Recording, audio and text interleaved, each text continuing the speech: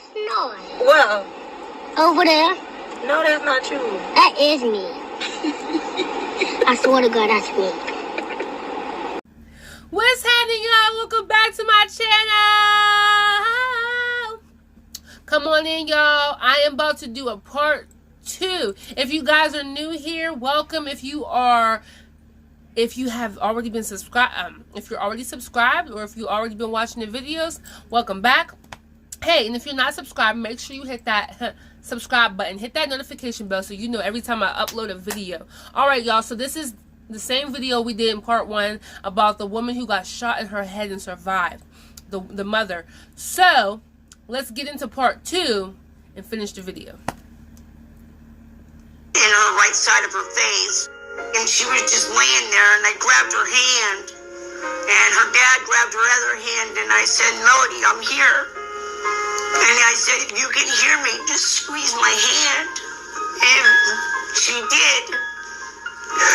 So I was just like so elated, but then, they're telling me, oh, that could just be from the brain, she'll be moving, her. See, oh, come on, I can feel God. When people don't know about God, when people don't know how God moves, they always want to say it's something else. Oh, that's just a coincidence. Oh, there's no way that can happen. Oh, that's not possible. That was God. She said, if you can hear me, squeeze my hand. And she squeezed her hand. Oh my gosh, God is so amazing. Listen, I don't know who you are, what you've been through, but if you ever have went through something, or you ever going through something and God brings you out of it, or he's brought you out of it, just give him the glory, because people will always be around you trying to be negative and try to say that he's not real, or it ain't gonna work out, or that wasn't God. But a lot of miracles, that be God. Wow.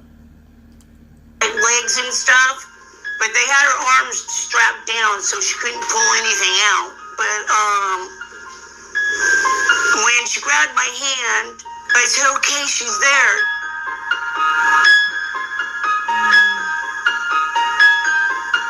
Okay, I'm sorry for keep stopping, but this is such a good video. You see how it says that she was in a coma for 2 months, or she would be in a coma for 2 months?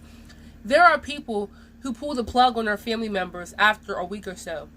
This just goes to show y'all, if you ever have a family member, or friend, or somebody that you know, or someone that you know that has a family member or friend that's in the hospital that has a coma, tell them, don't pull the plug. Give them a chance to live. Don't pull the plug. It's different if they're in the coma for like 8 years or something like that, but if they're in the coma, even if they're in the coma for 6 months, there was a woman that I read about that was in a coma for a whole 6 months. After she got out that coma, she was able to live her life. She was able to become a wife. She was able to become a mother. She had a nice house. She had a nice job. God will do it. But you got to believe him, and you got to pray and ask God to do it for you, and he'll do it. You got to have faith. Don't just pull the plug on your family members and your friends and stuff because it don't look like it's going to work out. A lot of times it don't look like it's going to work out, but God, he's a God that he can do anything that he wants to do, and he can do it for them.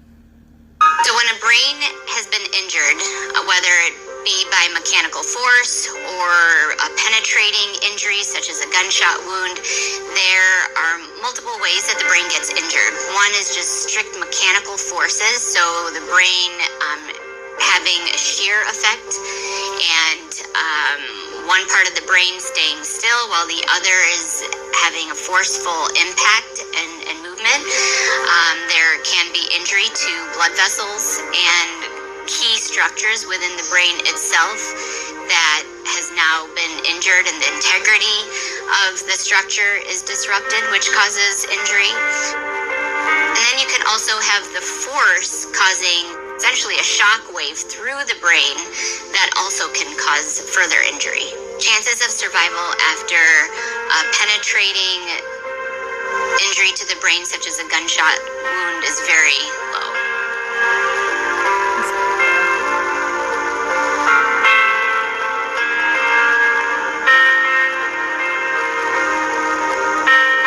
The swelling of her eyes started to, subside, and she'd start opening up her eyes. And then I asked her, she could see me. And I said, if you can, try to move your hand or your thumb. And so she moved her thumb, so I knew that she could hear me and see me. Well, I cried. I just sat there and cried and held her, but she couldn't speak, and she doesn't know what's really going on. Yeah, at the time, I said, you've been shot, honey. You're in the hospital. You're going to make it. You're going to be okay. You're strong.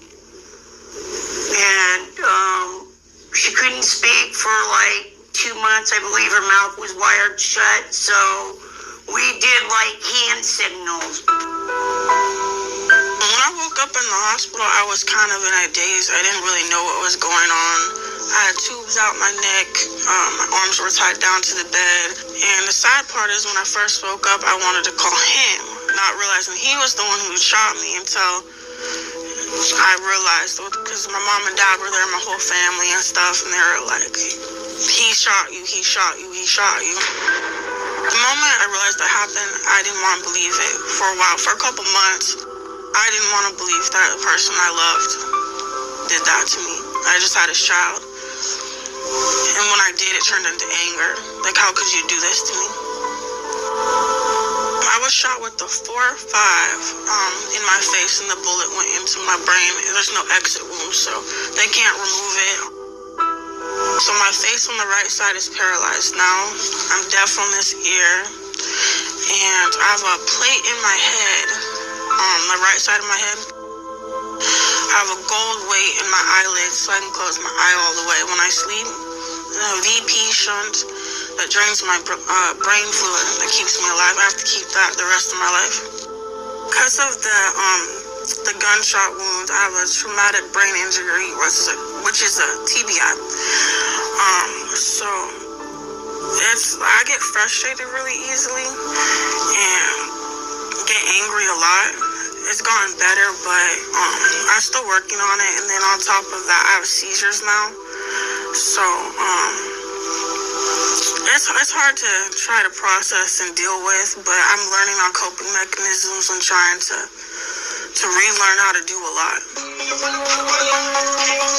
I had to relearn how to walk, speak.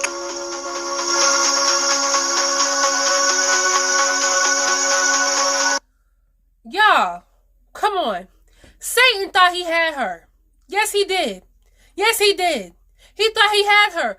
She was in a coma for 2 months. She said that she's deaf in her right ear. She still has the bullet in her head. She has a plate in the back of her head, and she's paralyzed on her left side. However, when she got out of the hospital, she had to fight to get her babies back. One thing after another. But God. He's amazing. Wow. Let's hear that. My share. They made me take parenting classes, domestic violence classes, do a psychological evaluation, have stable and safe housing, and take drug screens. Not like that. What is that? Is that train?